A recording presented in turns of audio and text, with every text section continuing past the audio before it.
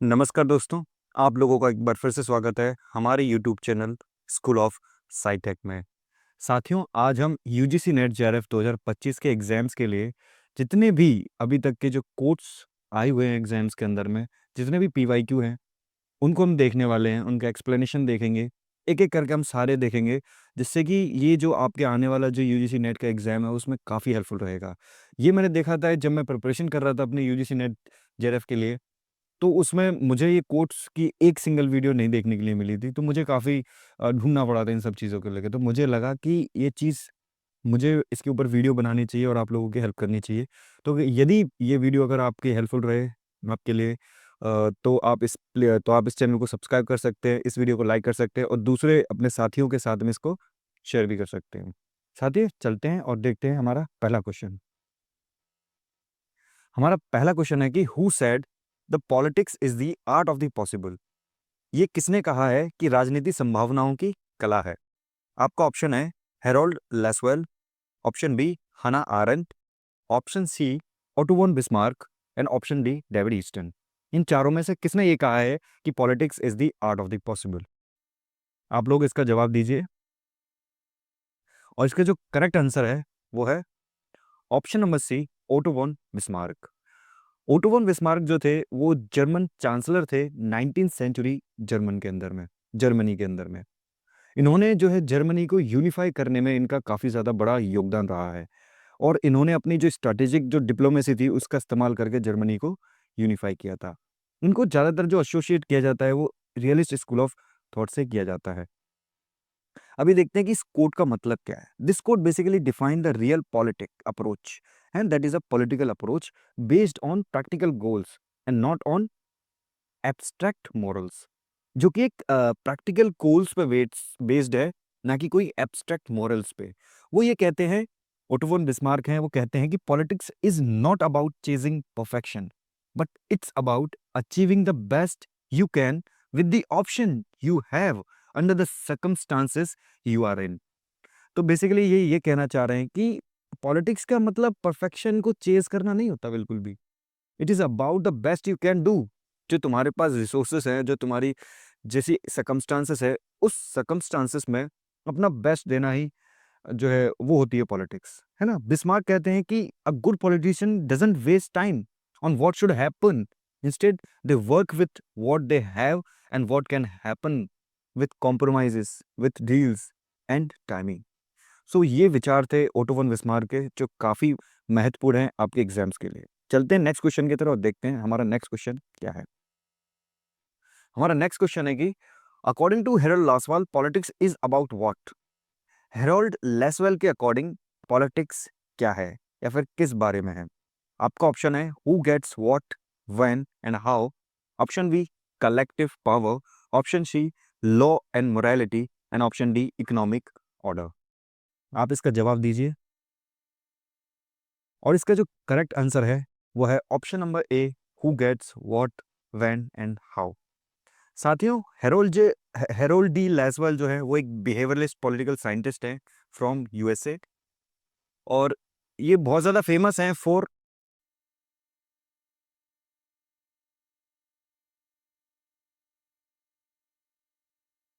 दोस्तों, Harold D Lasswell जो है वो एक बिहेवियरलिस्ट पॉलिटिकल साइंटिस्ट है फ्रॉम यूएसए और ये बेसिकली फेमस है for turning political science into policy science. ये जो पॉलिटिकल साइंस को पॉलिसी साइंस बनाने में इनका काफ़ी ज़्यादा योगदान रहा है। ये बेसिकली फोकस करते हैं on facts, data and decision making. इनकी बुक का ही नेम है politics, who gets what, when and how. In 1936 में इन्होंने ये किताब लिखी थी, जो कि एक लैंडमार्क है पॉलिटिकल स्टडीज़ के अंदर में।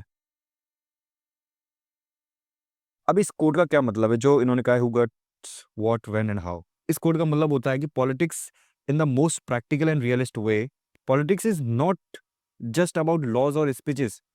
It's about distribution. And distribution of what? Distribution of who gets the power, the money, the jobs, and the rights, and when and how they get them. और वो कब और कैसे उनको पाएंगे. So politics is not just about leaders and elections. It's about resource allocation in society. तो ये कहीं ना कहीं विचार थे हेरोल्ड डी लेसवेल के। चलते हैं हमारे नेक्स्ट क्वेश्चन पे और देखते हैं क्या है हमारा नेक्स्ट क्वेश्चन। हमारा नेक्स्ट क्वेश्चन है कि who define politics as capacity of acting in concert. हमारा ये जो कॉन्सेप्ट है capacity of acting in concert किसका है? Option A Aristotle, option B Hannah Arendt, option C Harold Lasswell और ऑप्शन डी डेविड ईस्टन। इसका जो करेक्ट आंसर है वो है ऑप्शन बी हैना आरेंट। साथियों, हैना आरेंट एक जर्मन अमेरिकन पॉलिटिकल थ्योरिस्ट है जिन्होंने कई सारे जो है क्लासिक वर्क लिखे हैं। उनकी कई सारी बुक्स हैं जैसे कि द ह्यूमन कंडीशन 1958 में लिखी थी, और एक उनकी अदर किताब है दैट इज ऑन रेवोल्यूशन। जो ये बेसिकली जब हिटलर का रूल था जर्मनी के अंदर में, तो ये बेसिकली वहाँ से नाजी जर्मनी से एस्केप करके यूएसए चली गई थी, और इन्होंने पूरी तरीके से जो फोकस किया है वो totalitarianism, freedom and public action पे किया है। अब हम देखते हैं कि इस कोड का क्या मतलब है। Arendt is saying that politics is not just what governments do, politics begin when people come together to act voluntarily, publicly and collectively. वो कहते हैं कि पॉलिटिक्स जो है वो कब बिगिन होती है, वो तब स्टार्ट होती है जब लोग एक साथ आना शुरू करते हैं और एक्ट करते हैं वॉलंटरली, पब्लिकली एंड कलेक्टिवली। है ना? She totally redefine politics not as power, control और laws but as a space of public freedom. है ना? एक पब्लिक फ्रीडम के स्पेस के तौर पे वो देखती हैं इसको, जहां पे इंडिविजुअल्स एक्ट इन कॉन्सेप्ट या फिर इन टुगेदर। तो ये कहीं ना कहीं विचार थे किसके? हाना आरेंट के। चलिए दोस्तों, चलते हैं नेक्स्ट क्वेश्चन पे। और हमारा जो नेक्स्ट क्वेश्चन है वो है who describe politics as authoritative allocations of value. है ना? ये किसने जो है डिफाइन किया है कि पॉलिटिक्स एक अथॉरिटेटिव अलोकेशन ऑफ वैल्यूज है? इसका ऑप्शन है Otto von Bismarck, Kate Millett, David Easton and Michael Oakeshott. इसका जो करेक्ट आंसर है वो है option number C, David Easton. David Easton एक कैनेडियन अमेरिकन पॉलिटिकल साइंटिस्ट है जो कि फाउंडर माने जाते हैं सिस्टम थ्योरी के इन पॉलिटिकल साइंस में। और इनका जो मेजर वर्क है वो है a framework of political analysis, जो इन्होंने 1965 में लिखा था। इनकी एक दूसरी किताब है जिसका नाम है द पॉलिटिकल सिस्टम, जो इन्होंने 1953 में लिखी थी। अब इस कोट का क्या मतलब है? इस कोट में ईस्टन कहते हैं कि politics is the process by which a political system makes authoritative decisions about what a society values, like justice, welfare, equality, and how those values are distributed among the people. In simple term, authoritative का मतलब होता है authoritative is equals to backed by state और legitimate power allocation, है ना? authoritative का मतलब होता है कि जो कि सरकार या फिर लेजिटिमेट पावर अलोकेशन होना चाहिए, डिस्ट्रीब्यूशन ऑफ वैल्यूज होना चाहिए, जैसे कि पॉलिसीज, राइट, सर्विसेज का, है ना, जस्टिस का, etcetera. So politics is like a machine that takes in people's demand and outputs decision that affect everyone. तो ये कहीं ना कहीं विचार थे डेविड ईस्टन के, जिन्होंने कि जो है पॉलिटिकल साइंस के काफी अच्छा लैंडमार्क दिया है। चलते हैं हमारे नेक्स्ट क्वेश्चन पे। हमारा नेक्स्ट क्वेश्चन है कि what did Aristotle define politics as. है ना? अरिस्टोटल ने पॉलिटिक्स को कैसे डिफाइन किया है? ऑप्शन है कि अलोकेशन ऑफ अथॉरिटी, सेकंड है ensuring just society and good life, option C है control over others, option D है मैक्सिमाइजिंग लिबर्टी। इसका जो करेक्ट आंसर है option number B, ensuring just society and good life. Aristotle basically एक ancient Greek philosopher है जो कि student थे प्लेटो के, है ना, और जो कि टीचर हैं अलेक्जेंडर द ग्रेट के। और इन्होंने कई सारे जो है वर्क्स लिखे हैं जिसमें कि पॉलिटिक्स, निकोमेनिक एथिक्स करके काफ़ी अच्छे इंपॉर्टेंट काम है, जो कि काफ़ी ज़्यादा लैंडमार्क है पॉलिटिकल साइंस के लिए। है ना? कॉन्स्टिट्यूशन ऑफ एथेंस भी इन्होंने लिखा है। Known as the father of political science इनको कहा जाता है, क्योंकि he was the first to systematically study the. अब इस कोड का क्या मतलब है? इस कोड का मतलब अरिस्टोटल जो बिलीव करते हैं कि politics is not about power और control, it is about how to live a good life in a just society. है ना? तो उनका मतलब है कि एक जस्ट सोसाइटी में कैसे रहा जाता है, ये पॉलिटिक्स का मकसद है। He said that human beings are zoon politikon, मतलब पॉलिटिकल एनिमल्स है, meaning we naturally live in groups and seek collective wellbeings. और उनका जो गोल ऑफ पॉलिटिक्स है वो यूडिमोनिया है, जिसका एक जो कि एक ग्रीक टर्म है जिसका मतलब होता है फ्लरिशिंग और लिविंग वेल। है ना? तो उनका जो गोल है पॉलिटिक्स का वो क्या है? यूडिमोनिया। ये काफी इंपॉर्टेंट वर्ड है जो कि आपके एग्जाम्स में काफी ज्यादा पूछा जाता है कि यूडिमोनिया का कॉन्सेप्ट किसने दिया है या फिर इसका मतलब क्या होता है। तो इसका जो मतलब है वो है फ्लरिशिंग और living well. So that can only happen if society is fair, order and virtuous. और उनका मानना है कि ये तभी हो सकता है जब सोसाइटी जो है फेयर हो, ऑर्डर्ड हो एंड वर्चुअस हो। चलते हैं नेक्स्ट क्वेश्चन की ओर। हमारा नेक्स्ट क्वेश्चन है कि who said politics is power structure relationship. इनमें से किसने ये कहा है कि पॉलिटिक्स एक पावर स्ट्रक्चर रिलेशनशिप है? ऑप्शन ए है केट मिलेट, हेरोल्ड लासवेल, हना आरेंट एंड डेविड ईस्टन। इसका जो करेक्ट आंसर है वो है ऑप्शन नंबर ए, केट मिलेट। केट मिलेट एक रेडिकल फेमिनिस्ट हैं, एक पॉलिटिकल थ्योरिस्ट हैं और एक ऑथर हैं। और उनका जो सबसे ज़्यादा फेमस जो काम है, जो फेमस बुक है, वो है सेक्सुअल पॉलिटिक्स, जो उन्होंने 1970 में लिखी थी, जो कि कंसीडर की जाती है pioneer second wave feminism, one of the first to say the personal is political. और किट मिलेट ही थे जिन्होंने ये कहा था कि द पर्सनल इज पॉलिटिकल, अपनी इस बुक सेक्सुअल पॉलिटिक्स के अंदर में। अब बेसिकली इस कोट का मतलब क्या है? इस कोट के अंदर में मिलेट आर्ग्यू कहती हैं कि politics is not just what happens in parliament or election. It happens everywhere in the structure of power, in families, schools, relationship, even in bedrooms. She defined politics as power structure relationship, meaning wherever there is a power imbalance, there is politics happening. Especially she focused on how men dominate women in private life and how society accept this as normal. That's why feminist theory expand the scope of politics into private या domestic life to. तो ये कहीं ना कहीं बहुत ही ज़्यादा विचार थे जो कि बहुत ज़्यादा इंपॉर्टेंट माने जाते हैं फेमिनिज्म के अंदर में। चलिए अब अपन नेक्स्ट क्वेश्चन देखते हैं। और नेक्स्ट क्वेश्चन क्या है? हमारा नेक्स्ट क्वेश्चन है कि according to Michael Oxford, politics is about what? Michael Oxford के अकॉर्डिंग पॉलिटिक्स क्या है? आपका ऑप्शन है general arrangements of a group of people, option B है मिलिट्री स्ट्रेटजी, ऑप्शन सी है popular sovereignty and option D है economic distribution. इसका जो करेक्ट आंसर है वो है option number A, general arrangements of a group of people. Michael Oxford कौन है? माइकल ऑक्सफोर्ड जो है वो एक ब्रिटिश पॉलिटिकल फिलोसोफर है, जो कि एक लीडिंग फिगर माने जाते हैं कंजर्वेटिव पॉलिटिकल थ्योरी के। इनका जो मोस्ट फेमस वर्क है वो है रैशनलिज्म इन पॉलिटिक्स, जो इन्होंने 1962 में लिखा था। इनकी अदर वर्क है ऑन ह्यूमन कंडक्ट, जो इन्होंने 1975 में लिखा था। ये बेसिकली एसोसिएटेड है with traditionalism, anti rationalism and non ideological politics. और इस कोड के अंदर में माइकल ऑक्सफोर्ड बिलीव करते हैं, कहते हैं कि politics is not about grand revolutions और आइडियोलॉजीज। वो कहते हैं it is about managing daily life among people who happens to live together either by chance like birth or choice like immigration or association. He called politics a set of general arrangements, that is, rules and customs that help us live together peacefully without necessarily agreeing on everything. तो ये कहीं ना कहीं उनके विचार थे। He rejected basically rationalist और utopian politics like Marxism और फासिज्म को उन्होंने पूरी तरीके से रिजेक्ट कर दिया था and supported practical gradual change, जो कि रूटेड था इन ट्रेडिशन। हमारा नेक्स्ट क्वेश्चन है कि who said power is to politics as money is to economy? किसने ये कहा था कि जैसा पावर है पॉलिटिक्स के लिए वैसा ही मनी है इकोनॉमी के लिए? काफी इंपोर्टेंट कोट है और आपके ऑप्शन है Lord Acton, Talcott Parson, CV Macpherson और हना आरेंग। इसका जो करेक्ट आंसर है वो है option number B, Talcott Parson. Talcott Parson जो है एक अमेरिकन सोशियोलॉजिस्ट है, जो कि फाउंडर हैं स्ट्रक्चरल फंक्शनलिज्म के लिए, और जिनका एक फेमस काम है the social system structure of social action. और इन्होंने बेसिकली सोसाइटी को एज अ सिस्टम ट्रीट किया है, जहाँ पे कि all parts like family, law, politics functions to maintain stability, है ना, ये सब काम करते हैं जिससे कि सिस्टम जो है स्टेबल बना रहे। इस कोड में पार्सन कहते हैं, बेसिकली एक एनालॉजी उन्होंने क्रिएट की है। उन्होंने कहा है कि just as money is the medium of exchange in the economy, just like power is the medium of exchange in politics. Let's break it down. And in the economy, money help us you to get things done by trade, like buy, trade, save, है ना?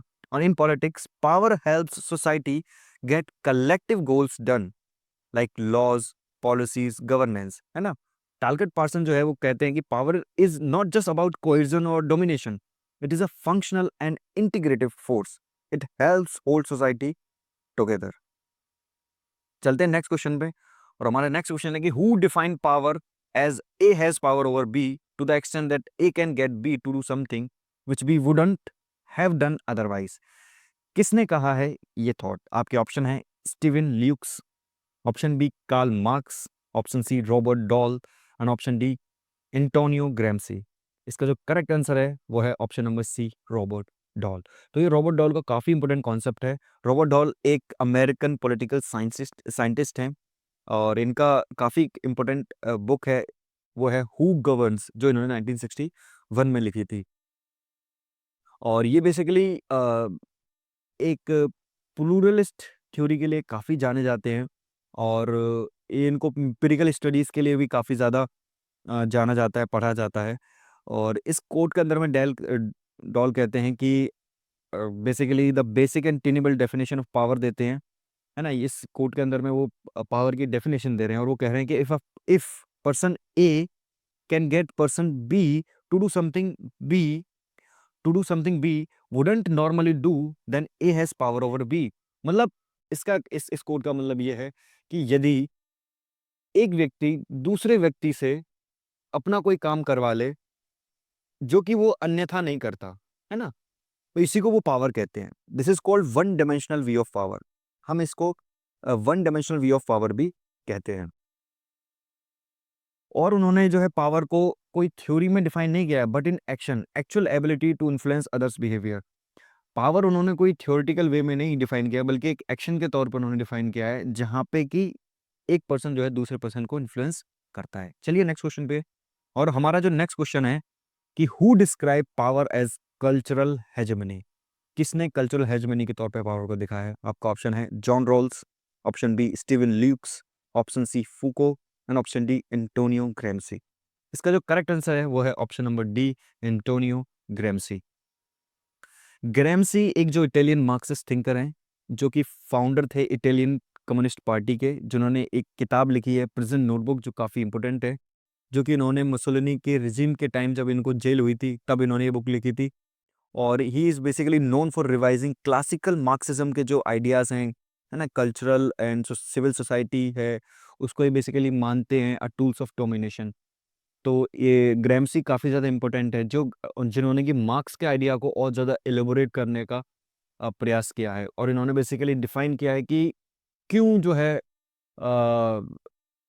जो societies हैं, जो non communist societies है, वहाँ पे revolution क्यों नहीं आ रहा है, जो इंडस्ट्रियलिस्ट सोसाइटीज़ है वहाँ पे रिवॉल्यूशन क्यों नहीं आ रहा है, तो उसका वजह इन्होंने बताया है। तो इस कोट के अंदर बेसिकली ग्रामसी कहते हैं कि ruling classes don't just dominate through police, army और money.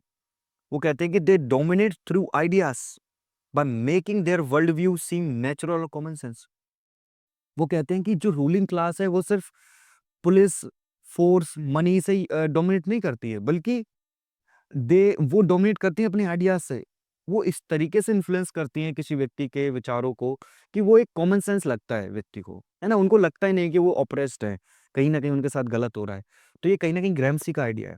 This invisible power of ideology is what he called as cultural hegemony. और इसी आइडियोलॉजी को उन्होंने जो है कल्चरल हेजेमनी कहा है। It happens when oppressed people accept their own oppression as normal because the dominant class has controlled education, media, religion, family, values, etc. क्योंकि वो कह रहे हैं कि जो डोमिनेंट क्लास होती है किसी भी देश के अंदर में, वो इस तरीके से मीडिया, रिलीजन, फैमिली, हर तरीके से आपको इतना ज़्यादा कंट्रोल करके रखती है कि आपको वो चीज़ें नॉर्मल दिखती हैं, कॉमन सेंस दिखती हैं।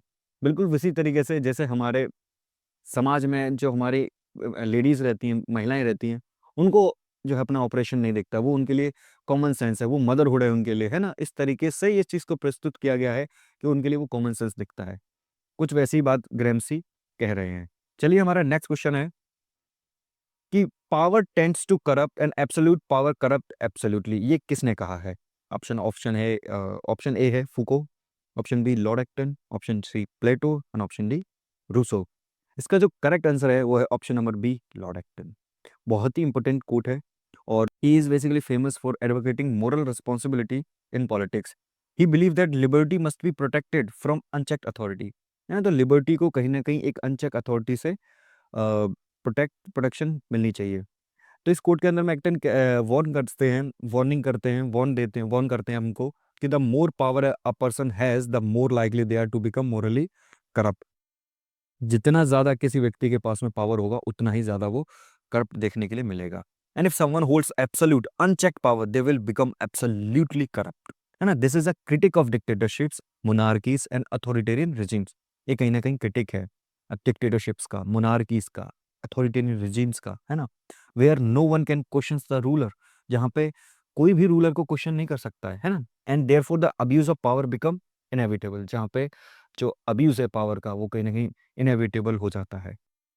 हमारा जो नेक्स्ट क्वेश्चन है वो है कि who considered power as structural domination without observable conflict. Option है Antonio Gramsci, Hannah Arendt, Steven Lukes and option D Robert Dahl. इसका जो करेक्ट आंसर है वो है option number C, Steven Lukes. Steven Lukes एक जो है British political and social theorist है। इनकी एक बुक है पावर अ रेडिकल व्यू, जो इन्होंने 1974 में लिखी थी। ये basically critic earlier model of power, specially dolls का जो वन डायमेंशनल व्यू है पावर को लेकर के, उसको इन्होंने काफ़ी ज़्यादा क्रिटिसाइज किया है। और इस कोड के अंदर में बेसिकली जो है स्टीवन ल्यूक्स बताना चाह रहे हैं कि थ्री डायमेंशनल ऑफ पावर के बारे में। इन्होंने जो डॉल का वन डायमेंशनल व्यू है उसको क्रिटिसाइज करते हुए अपना मॉडल जो है three dimensional view of power है उसको बताया है। ल्यूक्स कहते हैं कि real power doesn't lie in making people obey. वो कहते हैं कि real power lies in making them believe they have no choice, right.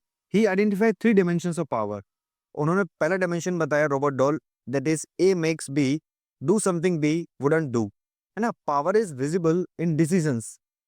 और सेकेंड डायमेंशन उन्होंने बताई बचराज एंड बराज के बीच में, है ना, उनके साथ मिलकर के, that power is not just in decisions but also in agenda setting, deciding what is not discuss, it is semi visible, है ना। थ्री डायमेंशनल ल्यूक्स कहते हैं कि power is invisible, it controls people's preferences, thoughts, desires, people don't even realise they are being controlled.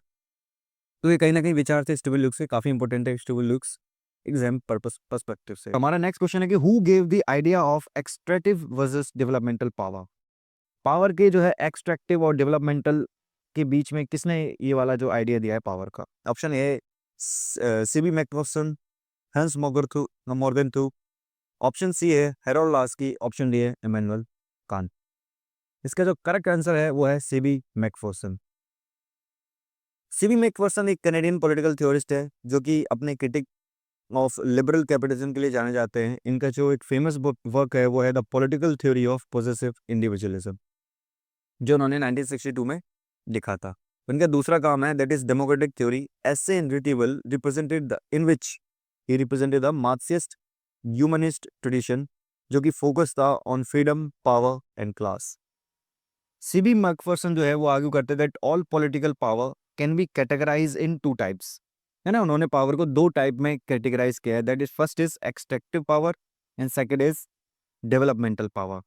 Extractive power में वो कहते हैं कि power that exist by taking away something from others, it benefits the powerful at the cost of the powerless, है ना। इसी को उन्होंने एक्सट्रैक्टिव पावर कहा कि एक्सट्रैक्ट कर लेता है वो, है ना, जिसमें कि पावरफुल को बेनिफिट होता है at the cost of powerless. जैसे कि फॉर एग्जांपल उन्होंने दिया था एग्जांपल कॉलोनियलिज्म का, है ना, कैपिटलिस्ट एक्सप्लॉइटेशन का, private ownership that limits others access to resources. तो ये सब एग्जांपल हैं जहाँ पे ये एक्सट्रैक्टिव पावर है। और वो दूसरा कॉन्सेप्ट देते हैं डेवलपमेंटल पावर का, विकासशील शक्ति का। वो कहते हैं कि power that helps people develop their potential, increase their ability to act freely and fully, this power adds value to others life, है ना। वो कहते हैं कि जो डेवलपमेंटल पावर है वो कहीं ना कहीं लोगों को हेल्प करती है टू डेवलप देयर पोटेंशियल, उन अपनी पोटेंशियल, अपनी एबिलिटी को डेवलप करने के लिए हेल्प करती है, right, to act freely and fully तरीके से एक्ट करने के लिए उनको एम्पावर करती है ना। तो ये डेवलपमेंटल पावर होती है। This power adds value to others life, और ये जो डेवलपमेंटल पावर है वो दूसरे के जीवन में जो है वैल्यू ऐड करती है कहीं ना कहीं, है ना। It includes education, public health care, welfare state policies, participatory democracies, है ना। तो इनकी ये जो विचार है सीबी मैकफर्सन के, वो अपनी जो एक बुक है the real world of democracy, जो उन्होंने 1965 में लिखी थी, उसमें देते हैं। McPherson basically wanted to revise a liberal democracy and show that real freedom can only exist if power is used to develop people, not exploit them, है ना। तो ये उनके कहीं ना कहीं एक विचार है जो काफ़ी इंपॉर्टेंट है, खास करके ये जो उन्होंने कैटेगराइज किया है एक्सट्रैक्टिव एंड डेवलपमेंटल पावर का, ये पूछा जा सकता है। आपका नेक्स्ट क्वेश्चन है कि power as normalisation and subjugation through governable identities, ये किसने कहा है? राइट इसके आपका ऑप्शन है Foucault, David Easton, Kate Millett and Hannah Arendt, है ना? तो इसका जो करेक्ट आंसर है वो है ऑप्शन नंबर ए, फूको। फूको का ये कहीं ना कहीं विचार है। माइकल फूको जो है एक फ्रेंच फिलोसोफर है, हिस्टोरियन है और एक पॉलिटिकल थ्योरिस्ट है। इनका जो मेजर वर्क्स है वो है discipline and punish, the history of sexuality, जो कि नोन है for shifting power theory, who holds power to how power works. ये बेसिकली इन्होंने अपनी पावर की जो थ्योरी दी है, तो ये उन्होंने ये नहीं बताया कि हु होल्ड्स पावर, कौन पावर होल्ड करता है, दैट इज नॉट इम्पोर्टेंट। वो पावर कैसे होल्ड करता है दैट इज इम्पोर्टेंट, है ना? तो इन्होंने कहीं ना कहीं शिफ्ट किया इस चीज के बारे में। और इन्होंने इस कोट के अंदर में फूको बेसिकली कहना चाहते हैं कि पावर इज एवरीवेयर। फूको कहते हैं कि पावर हर जगह है। उनका मतलब था कि power is not just located in government और लीडर, सिर्फ सरकारों और नेताओं तक फोकस्ड नहीं है power. It is embedded in every relationship, every institution, every piece of knowledge. वो कहते हैं ये जो पावर का जो कॉन्सेप्ट है वो हर रिलेशनशिप के अंदर में, हर इंस्टीट्यूशन के साथ में और हर नॉलेज सिस्टम के साथ में ये कहीं ना कहीं जुड़ी हुई है। फूको के लिए power is not a thing you hold, it's a network, a process. वो कहते हैं कि पावर कोई चीज नहीं है जिसको आप होल्ड करके रख सकते हो, ये एक नेटवर्क है, एक प्रोसेस है ना? इट वर्क्स थ्रू, वो कहते हैं कि ये वर्क करता है through schools, hospitals, prisons, families, language, scientific truth, right? Power operate by shaping what people believe. वो कहते हैं कि पावर ऑपरेट होता है जब आप दूसरों को ऑपरेट करते हो by shaping what people believes, how people behave, people कैसे बिहेव करता है, पीपल कैसे सोचते हैं, लोग कैसे सोचते हैं, है ना? वो पावर होती है। और इज कंसिडर नॉर्मल और ट्रू, जो कि इस तरीके से होना चाहिए कि वो एक नॉर्मल हो जाए, वो एक ट्रू हो जाए, ठीक है? लोग इस तरीके से उसको समझें, वो पावर है। हमारा नेक्स्ट क्वेश्चन है कि who viewed power as communication that creates action in public realm, है ना? तो ये किसने कहा है? इसका ऑप्शन है Steven Lukes, Hannah Arendt, Lord Acton and option D है टालकट पार्सन।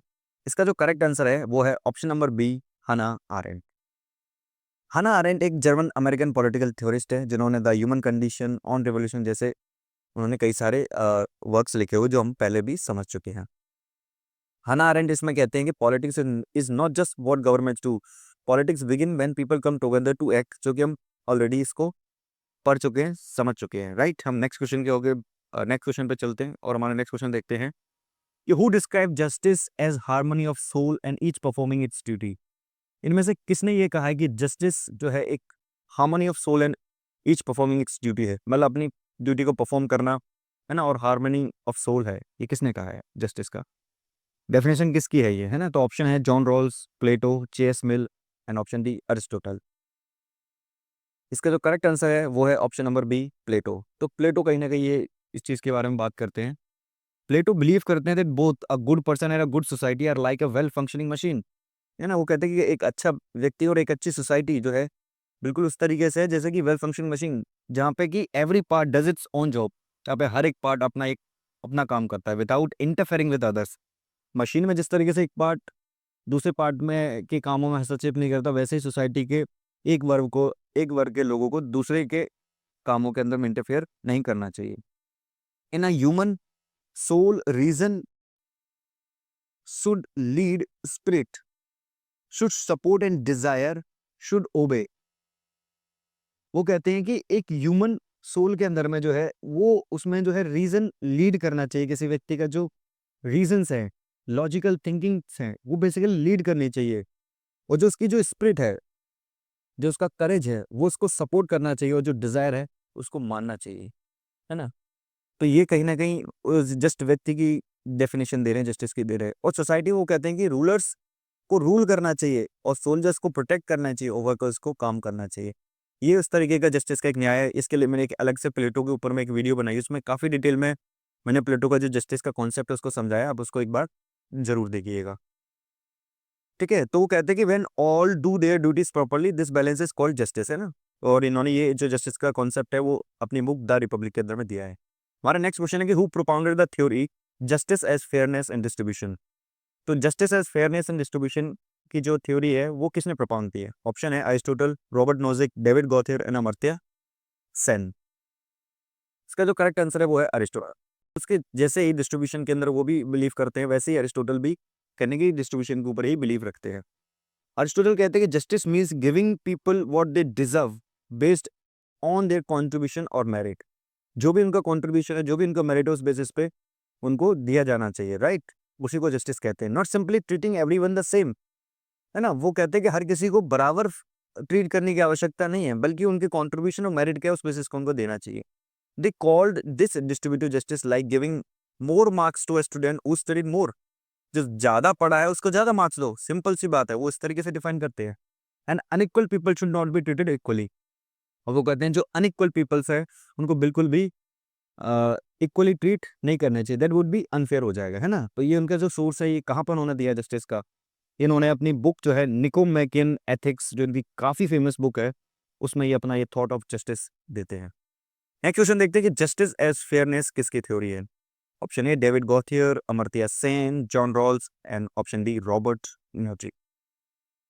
इसका जो करेक्ट आंसर है वो है option number C, John Rawls. John Rawls का जो है जस्टिस एज फेयरनेस, उन्हीं का जो है कॉन्सेप्ट है। रॉल्स बिलीव करते हैं कि that a just society is one, है ना, where the rules are fair to everyone, जहाँ पे रूल सबके लिए फेयर है, इवन टू द वीकेस्ट, है ना, यहाँ तक कि जो कमजोर वर्ग है उसके लिए भी सेम है। ही used a famous thought experiment that imagine you have to create a rules for society, but you don't know if you will be rich or poor, है ना? What kind of rules would you make? That's called the veil of ignorance. उन्होंने basically एक well of ignorance का जो concept है वो दिया था, जहां पे वो कहते हैं कि एक उस व्यक्ति को जो है कानून बनाने चाहिए सोसाइटी के अंदर में, जहां उस व्यक्ति को अपनी पोजीशन के बारे में ना पता हो, समाज के अंदर में वो कहाँ स्टैंड करेगा, है ना? और यदि वो व्यक्ति जो है कानून बनाता है समाज के लिए, तो बहुत ही ज्यादा जस्टिसेबल कानून वो बनाएगा, है ना? तो इस वजह से क्या होगा, एक फेयर रूल्स सबके लिए बनेंगे। और ये इन्होंने अपना जो जस्टिस का जो न्याय का जो सिद्धांत है वो दिया है अपनी book a theory of justice में, जो उन्होंने 1971 में लिखी थी। चलते नेक्स्ट क्वेश्चन पे, और हमारा नेक्स्ट क्वेश्चन है कि who gave the entitlement theory of justice? Justice की इंटाइटलमेंट थ्योरी किसने दी है? Option A Plato, John Rawls, Robert Nozick and option D J S. Mills, है ना? इसमें से किसने दिया? इसका जो करेक्ट आंसर है that is Robert Nozick. Robert Nozick जो है वो डिसएग्री करते हैं रॉल्स के साथ में, है ना? रॉल्स के साथ में ये क्या करते हैं, डिसएग्री करते हैं, और कहते हैं कि if someone earn something legally and fairly, then no one, not even the government, should take it away, है ना? और इसी को वो कहते हैं this is called entitlement theory. Justice means protecting people's property and freedoms even if outcomes are unequal, they are just if they come through free voluntary exchanges. Basically Nozick जो है वो कहीं ना कहीं एक वेलफेयर स्टेट का जो concept है, वेलफेयर स्टेट का जो आइडिया है, उसको क्रिटिसाइज करते हैं। और वो कहते हैं कि यदि किसी व्यक्ति ने लीगली तरीके से, है ना, वॉलंटरली एक्सचेंजेस किए हैं और उसने कमाया है कोई प्रॉपर्टी को, तो वो इंटाइटल है फॉर दैट प्रॉपर्टी, एंड कोई भी उसको, नॉट इवन द गवर्नमेंट भी उसको नहीं ले सकती। यहाँ तक कि नोजिक जो है वो कहते हैं कि जो टैक्स है वो भी एक फोर्स्ड लेबर है, नहीं, टैक्स नहीं लिया जाना चाहिए सरकार के द्वारा, है ना? ये बात कहीं ना कहीं रॉबर्ट नोजिक करते हैं। तो हम इसको समझ सकते हैं कि नॉबर्ट रॉबर्ट जो नोजिक हैं वो कहीं ना कहीं वेलफेयरिज्म के खिलाफ हैं, वेलफेयर स्टेट के खिलाफ हैं, है ना? और इन्होंने ये जो बात कही है वो एनार्की स्टेट एंड यूटोपिया, जो कि उन्होंने 1974 में एक बुक लिखी थी, उसके अंदर में ये बात कही है। हमारा नेक्स्ट क्वेश्चन है कि हु डिस्क्राइब जस्टिस एज नीति वर्सेस न्याय? नीति वर्सेस न्याय के तौर पे किसने जस्टिस को डिस्क्राइब किया है? Option A Amartya Sen, John Rawls, J S. Mill and option D Robert Nozick. इसका जो करेक्ट आंसर है वो है option number A, Amartya Sen.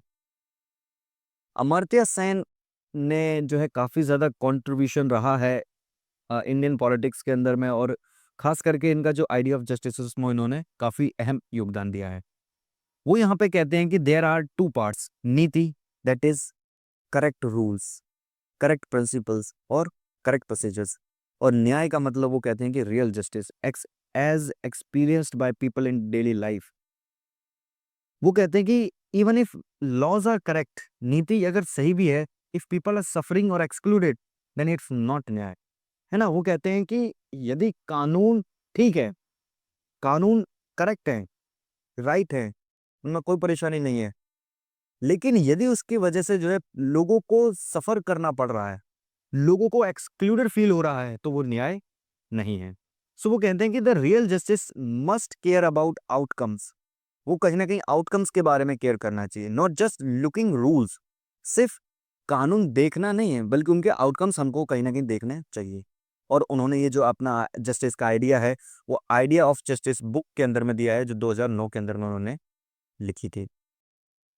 हमारा जो नेक्स्ट क्वेश्चन है वो है जस्टिस एज परफेक्ट ऑब्लिगेशन, ये किसने कहा है ना? इसका ऑप्शन है जेएस मिल, ऑप्शन बी है रॉबर्ट नोजिक, ऑप्शन सी है अरिस्टोटल एंड ऑप्शन डी है प्लेटो। इसका जो करेक्ट आंसर है वो है option number A John Stuart Mill. जोस जेएस मिल जो है वो एक यूटिलिटेरियन फिलोसोफर है, जो कि कहते हैं कि justice is not just a feeling, it is a moral duty, है ना? We owe to everyone. वो कहते हैं कि हम सबको जो है जस्टिस के जो कॉन्सेप्ट है उसको फॉलो करना चाहिए, है ना? It's a moral duty. वो कहते हैं कि जस्टिस एक परफेक्ट ऑब्लिगेशन है, meaning you must never break it, no matter what. For example, giving someone their property back is not optional, it is a perfect duty.